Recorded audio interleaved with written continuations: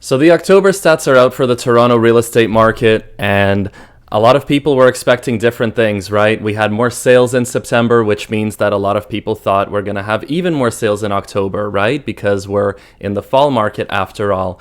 And some people didn't share that same optimism. So to cut a long story short, they came out and it's bad, okay? But how bad is it? I'm very glad you asked. Grab some coffee and we'll go through it together. By the way, my name is Ilan Portnoi. If you want to book a call with myself to talk about anything on your mind that's real estate related, it's very simple to do. You just click the first link in the description, find a time that works for you, and book a call with me directly. November 5th, 2025. Home sales in the Greater Toronto Area were down year over year in October, while new listings were up. Market conditions continue to favor home buyers as average selling prices were negotiated down alongside lower mortgage rates. So already we can see that less sales than September and less sales than October a year ago, and more new listings. So more supply, less demand. That means overall a much cooler market than we had, especially even 1 year ago.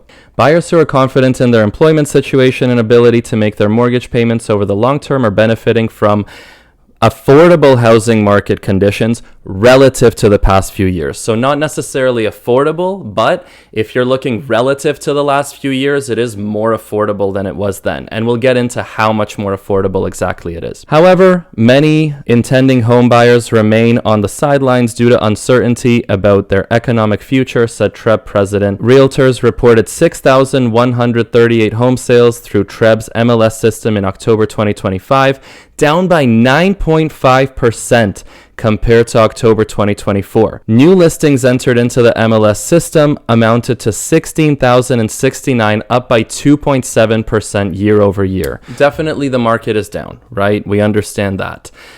There's less sales happening than a year ago. There's also less sales happening from a month ago. But is this normal? What do we typically see in October? Is there anything to be worried about? What's going to happen in the future?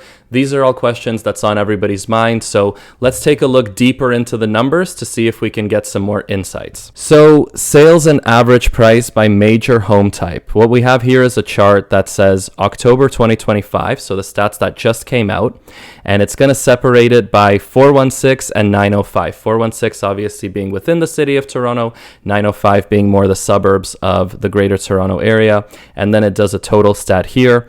So one chart is for sales, one is for average price, and this one down below is the year over year change. So just comparing what this number is in October 2025 to October 2024. So if we look at detached home sales in the 416, 747 this year.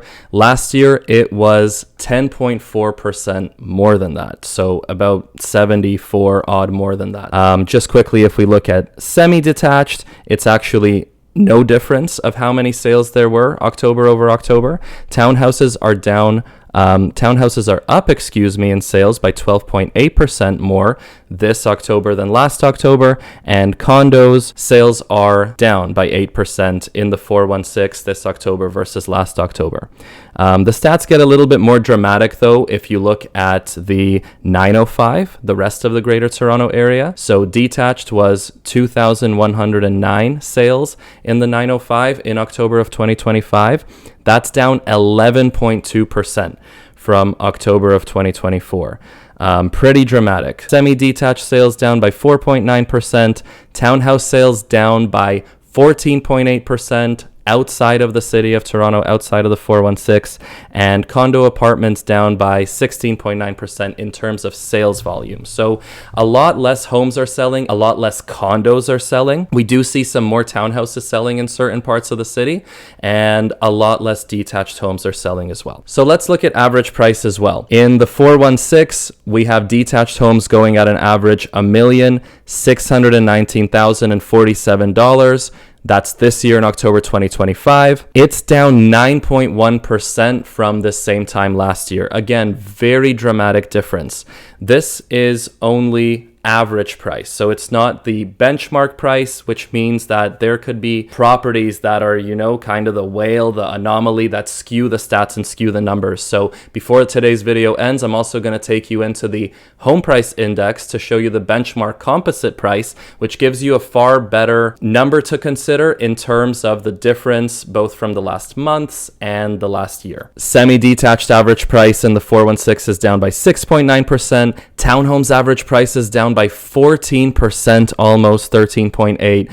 And condo average price is down only 2.7% because it's almost like it's been bleeding so much. How much lower can it possibly go? So funny enough, as much as the condo market has suffered more than any other market, it's now the one that's bleeding a little bit less because it's been bleeding out the longest and it doesn't have that much life in it left to give. If we look at the 905, the numbers are a little bit different. So we have 1,262,161. That's down by 6.6% from October of 2024. So pretty bad, not as drastic as City of Toronto, right, which was 9.1%. But City of Toronto also has more expensive detached property, and usually the bigger they are, the harder they fall. So the biggest differences we see where the properties are already the most inflated, which of course is in the city. Conversely, we have semi-detached average price down by 6.8% in the 905, townhouse by 7.1%, and condos by 10.4%. So while condos in the city are still holding their value somewhat, I want you to keep in mind that that does not apply to condos outside of the city. So we're talking in York Region or in Peel, Durham. Those places, condos are not holding their value nearly as well as condos in the city. And even in the city, they're not completely holding their value down pat. They're still down, but they're not down as much as condos in the rest of the 905. So again, the numbers point to things cooling off. As much as people want to believe that because of the lowered interest rates the last few months, the market is going to flood itself with buyers, well, that clearly hasn't happened and clearly isn't happening. We don't expect it to have a bump in November either because there's really no reason for it to. Right now, all of the pressures are mainly still looking downward. That being said, there is a chance that we see a little bit more stability towards early 2026. But right now, since we haven't seen any sort of rebound in October, that means the fall market is kind of neutralized for the year. And only if there was a very hot market, hot fall market, would I expect November to be a hotter month than October, because obviously December is going to see a seasonal slump no matter what kind of year we're in. Even in the hottest year, you're going to get that seasonal slump in December because people go away and they're focused on the holidays and their mind is not in real estate mode in any world. So now what we're going to do is we're going to get into the home price index as promised, and I'm going to show you what's been happening in the last few months and in the last year as a whole and where we're projected to go from here. So looking at last year compared to this year, last October, we had an average composite benchmark price of 981,900, whereas now it's 941,800. So about a $40,000 difference from last year to this year. But even if we take the last few months, August we're looking at 953,800.